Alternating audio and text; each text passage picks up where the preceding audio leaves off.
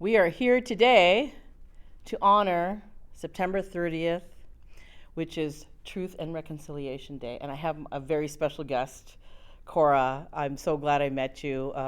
We just connected recently this summer, but through this experience, I'm finding out we're connected through other people in our lives. Wow, this is so amazing. I'm so glad you're here. We're going to talk about your story, so I want you just to start. Start. All right. So my name is Cora Gladue. I have a spirit name. It's Rainbow Water Woman. Oh, it's beautiful. Thank you. And in Cree, it's Pisum Oyape Nipi Esqueo. Wow, beautiful. I prefer the Cree names, more beautiful. Right? I love it. Yeah.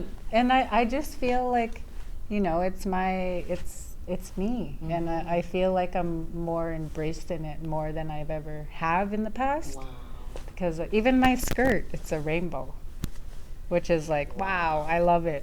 Yeah. This skirt was meant to come to me also. Wow, it's beautiful. I love the Yeah. colors. Thank Wow. you. Yeah, so tell me a little bit about how your history and how it's related to Orange T-shirt Day, and how it's related to we're going to talk about your business eventually too. So I want the whole picture.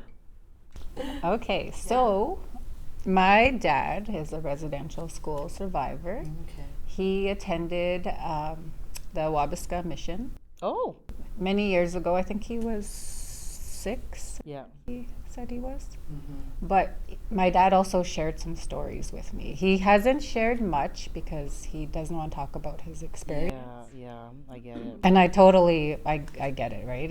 That's too hard for him. And so, but he did share that when he used to go to school and the bus would come pick him up, my grandma didn't know, but my dad would hide in the ditch. Oh, So he didn't get on the bus. yeah. And he, he would go in the beginning, and then after a while, he didn't want to go to residential school. Well, yeah. So he'd hide in a ditch, and then the school bus would go, and my grandma had no idea. And then when the bus left, he would just go wander around. So did they know that he was missing, or? No, I don't think so, because they never came and asked where he was, because he was just out hanging out all day until it was time for him to go back home. That's amazing. He didn't get caught. I know. Like seriously, because I hear horror stories. Yes. Right? So wow. I know, and I didn't he just shared that part, and I know that it's hard for him to share his experience of residential school. Wow. So I grew up with my grandma. My grandma had raised me from the age of 8. My dad took me from my mom. At the time, my mom just wasn't, she had lost a child. So my brother, it was tough. It was tough. So it was hard for her. She couldn't mentally take care of me. So my dad took me. And then my grandma helped my dad raise me. Yeah. So, right? Yeah. I am so grateful that my dad took me to Wabasca and raised me in Desmarais, Alberta, Okay. because I wouldn't be who I am today if it wasn't for my grandma, Margaret. I'm so grateful Yeah. that she was a part of my journey at that time, because I needed her. Okay. And my aunties actually helped raise me also, because I would go stay with this auntie and that auntie, and so I'm so grateful for community. For sure, and family, just being there. Yeah. There, because if my dad didn't take me back home, I wouldn't be connected or know my family. I would have just been in Edmonton this whole time. And who knows what could have happened. Yeah. So I think in many ways you were, Creator was taking care of you. Yes. Wow. That is so beautiful. I know, I'm so grateful for my ancestors. I'm grateful for my grandma that. That's wonderful. Yeah, my grandmother, she's actually an artist. Oh, okay. She makes beaded moccasins, beaded muckalucks, beaded gloves, beaded jackets. So my dad, my dad was an RCMP. Oh, When he graduated, yeah. My grandma beaded him a whole beaded hide, like moose hide jacket for his graduation. Oh, it must have been beautiful. Oh, my dad still has it. It's so beautiful. Like it is a piece of art that I love it. Yeah. So she did all kinds of orders for doctors, teachers, everybody in our community, Yeah. even all over. Like she would mail out so many things to all different people all over the world. Like everybody loved my grandma's beadwork. So when I first started making things, I took like a moccasin class. Oh, Yeah, moccasin class crossed my path, and I was like, yes, I'm doing this. Yeah. I am learning my grandma's traditions to bring her traditions back good. to life, Thank goodness. because I am the reason why, like, I have her blood. She is me. Yep. She's my ancestor, and her and my grandma Alice. So my grandma Margaret and my grandma Alice. My grandma Margaret's my dad's mom. My grandma Alice is my mom's. Yeah. They both made moccasins. Okay, it's got to stay in the family. Yes. It has, like, that. I am here because of them. Oh. And I need to bring back my grandma's traditions. Yeah. And Wow. she is the reason why I started Glad You Collections. Wow, that's so beautiful. Thank you. Wow. You know, and let's talk a little bit about your challenges and your struggles, because those are what make you the stronger person that you are today, that woman warrior that I see. You know, delve in a little bit, and it's up to you. It's how comfortable you feel speaking about all these challenges, but I think it would inspire our audience, on what resilience and determination are all about. So please go ahead and tell your story on that. Yes. So when I was 13, this was actually the life-changing. I had left my dad, so I stayed with my dad until I was 13. And then I left him. And this is actually really scary because I wouldn't recommend for anybody to do this, but I hitchhiked Oh my gosh. from Slave Lake to Edmonton. And now that I look back, I could have been one of those missing and murdered Indigenous women. I was only 13 years old. Oh my gosh. Right? So I didn't even know what I was doing. I just trusted my friend. My friend knew how to get to Edmonton, and she knew some family and friends here in Edmonton. Okay. So we hitchhiked, and the guy that picked us up was like, oh my goodness, I can't even explain, but he took care of us. Oh, Yes. that is unusual. Right? He was only going up to Westlock, Okay. and he drove us all the way to Edmonton to our destination. He said, I am not letting you girls out here in Westlock. I am taking you right to where you need to go. Oh my God. He never hurt us. He fed us. He took care of us. We were being watched over by Crane. No kidding. Yes. And I was 13 and she was 14. Did you have any fear? Like, it sounds like you were like Yeah. invincible almost, like in your mind. I just went with it. I just thought, I'm going to Edmonton to go look for my mom. Yeah. Like, that was my goal. Yeah. And I just, because I haven't heard from my mom in years, and I didn't have her phone number. So I was so grateful that, right? How that happened and how I was being watched over right from a young age. Totally. I didn't know, Yeah. I wasn't spiritually connected to Yeah. myself because I've Yeah. never smudged. I Yeah. was raised in the church, going to church. Okay. Wow. In my first communion, like with my grandma. Wow. Yeah. I never even knew how to smudge Yeah. until I came to Edmonton. So everything happened for a reason. Yes. Wow. So you're in Edmonton now. You're 13. Did you end up finding your mother? Yes, I did, yeah. I know. Was that a good reunion? It was. It was the best reunion that I needed and my Yeah. mom also needed. Oh. Right. And I didn't know, like, she is she's my best friend. We're both, we both had to learn how to be a mother and daughter because she didn't have me for how many years, and Yeah. I didn't have her. Yeah. So we had to like build that Build that up. relationship. Yeah. Start from the beginning. Yes. From like Yeah. years I wasn't with her, so it was a life-changing experience. Yeah. Getting into like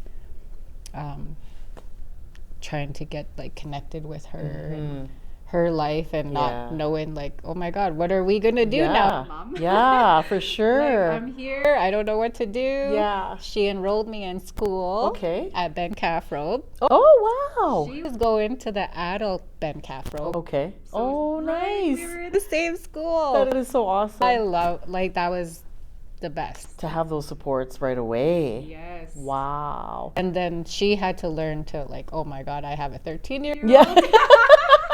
A teenager at that, right? Teenager. So, you know, Yeah. that was tough Yeah. for both of us, but Mhm. our relationship now, it grew, and it's, you know, Yeah. we're bonded for life. And, Wow. you know, my mom's had her struggles. I've Yeah. had my struggles. Yeah. But at the end of the day, she's the one that brought me into this world, and I'm so grateful that she's still here today. Wow, that's amazing. So tell me about your path, the work that you've been doing previous to you starting your business recently. What did you? What were all the different roles and responsibilities that you undertook for this many years until you got here? So, what 8 years ago, my brother passed away. I'm so sorry. Thank you. That was a life-changing experience. My heart was shattered in pieces. This was in 2017. I believe everything happens for a reason. You know, when we're not walking the path that we're supposed to, and creators like, okay, you're not doing what you're supposed to do. Yeah, they push us. They push us. And my brother was, he had a rough childhood. So I took him in. He was like he was like my son. Oh, yeah. So You're like the second mom. yeah. So I took him in. I took care of him. He, when he passed away, before he passed away, we had a conversation. Okay. And we talked about going to our first sweat. Okay. I never went to a sweat before. Really? And neither had my brother. Wow. We both haven't went to a sweat. So when we talked about this, we're like, we got to find someone that holds sweats. We need a sweat. And Right. he was the one that was more pushing it than me. Mm. Because at the time, I was already smudging, and like, that's the only practice I knew. Right. So I raised my kids smudging. But when my brother's like, we need to go to a sweat, sis. Like, this is what we need to do to start our healing. And then we also talked about starting a business in honor of our family name. Oh, nice. Yeah, so that is one of the reasons why I started what I'm doing now. Okay. So he inspired me. Like he never knew anything about what I'm gonna do, because all he said is, we want to do something in honor of the name. And he also wanted to have a business for our children, Yeah. for his children and my children, so they would have something financially to Right. help take care of them if case like him and I were not here anymore. We just wanted to pass it down to our children. Right. Right. And for them to not struggle, like how we had to struggle. Right. So we just wanted like a better life for them. Yeah. And so when he passed, that was the most hardest thing I've ever had to go through. It broke me and shattered me in pieces. Right. And at the time, I was lost. I lost connection to myself. I lost connection to even my children. I lost connection to everybody, because I was just like they say, if our spirit's not with us, it's wandered. Yep. And you were wandering lost. And I didn't know, because I never went to a sweat. So I never knew, like, I never really knew my identity or who I was. Or like what were the healing practices of sweat lodge and ceremony. So I didn't know that. Yes. And then so after he passed, my brother Ian he didn't step up, but I went to him. I didn't know where to go. I didn't know who to go to. I was just totally lost and broken, and I went to him for support and guidance. And I said, brother, I need help. I don't know what to do. I don't know how to send Nathan to the spirit world. And I want to send him in a traditional way because we talked about going to a sweat. Yeah. So I knew deep down in my heart that is what he wanted.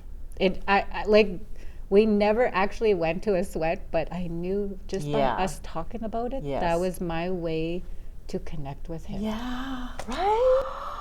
Oh, that was so beautiful. Oh my God, I'm getting goosebumps. Oh my gosh. Wow. And it was. Yeah. My first experience in the sweat was 8 days after he passed. Wow. I know. It's like something with your heart was telling you, your gut was like, I gotta get this done. I gotta do it. Wow. And I just knew. I just knew, like, I just need to go to a sweat lodge. Yeah. That is where I need to be right now. And my brother Ian, he had a teacher, and so his teacher helped him, like, help us send our brother off in a good way. Yeah. Because my brother was also close with him. Yeah. And so my brother Ian is actually my cousin, but we grew up together. Oh, and yeah. his mom is one of the moms that helped raise me. Oh, wow. So, yeah, of course. Right? Yeah. Yeah, my auntie Jackie, she's amazing. And she has given me so much love. And I'm so grateful for her, too. That's wonderful. I love hearing that. Thank you. Yeah. And it really takes a community to raise a child. Absolutely. Like, we cannot do it on our own. Yes. Because there's no way I could have raised my kids without my brothers. Right. There's no way. Like, my brother Blair, my brother Nathan, they helped raise my kids with me. Yeah.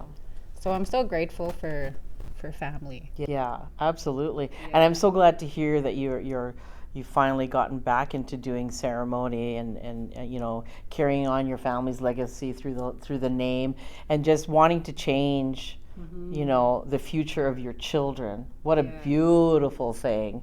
That is so beautiful. That is so good to hear. So throughout these years of creating and learning my identity and going to sweat lodges, I ran elders and knowledge keepers crossed my path and for a reason too. For a reason. Yes, yeah. And they taught me about the culture. Yeah. They taught me about myself. They taught me about our connection to Mother Earth. And they're just amazing. And I wouldn't be here without their knowledge because I know nothing.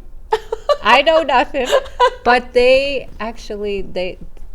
because of them, I was able to learn to make these things. Because I knew that I had my spirit helpers helping me. I knew I had my ancestors helping me because I didn't know my identity or I didn't even know I had helping spirits until I crossed paths with these sisters. Wow. I call them sisters because of course they all touch my heart in like a beautiful way. Yeah. So let's talk about your business now. Now that the story is leading to that, let's talk about that. Yes. So after my brother passed, I actually started crafting. I started making dream catchers. Yeah, they're beautiful. Thank you. Yeah. And I made my first dream catcher for my friend. Because I told her like I'm making these dream catchers. It helps me on my healing journey. Yeah. And I was able to just be creative and so how I started is in my basement. I started collecting crafts. I started buying things. Yeah. And then I created a space in my room, in my basement. And then I just started crafting. I remember just sitting down there playing videos, YouTube videos of like healing songs, healing drum, healing flute, everything that I could think of because I was so lost that I would YouTube like healing songs, drum, flute, all that. So, and then in that time, my son was working on his first album. Oh, okay. Yes. Wow. And he made a song for me. And he called it Cora's Dream. Oh my God, that's so beautiful. I got to hear that. Oh my God. I listened to it over and over and over, and it really helped me heal. And when I would listen to it, I would craft. Yeah. So then I would put all that flute energy into my crafts, and it just turned out beautiful. It's like, it's like the music inspired you to make these pieces, right? And I didn't even know. I just went with it because I'm like, okay, this is what my spirit's telling me. It's telling me to create. And so I just started making dream catchers. I started making like home decor signs, like little quotes, like self-love, like I am enough, I love myself, or like all these different quotes for me, because everything that I made was all for me at first, because I needed that. And then and also like I struggled with self-love. I struggled loving myself because I wasn't taught. So I had to learn along the way. And then that's the time when I started to more love myself even more, is while I was crafting and making these signs. Yes, that's awesome. Thank you. You know, it's funny that we were, before this recording of this podcast, we were talking about how I taught a class and how, you know, authenticity, right? This is a blooper, but I'm going to keep that part of the podcast.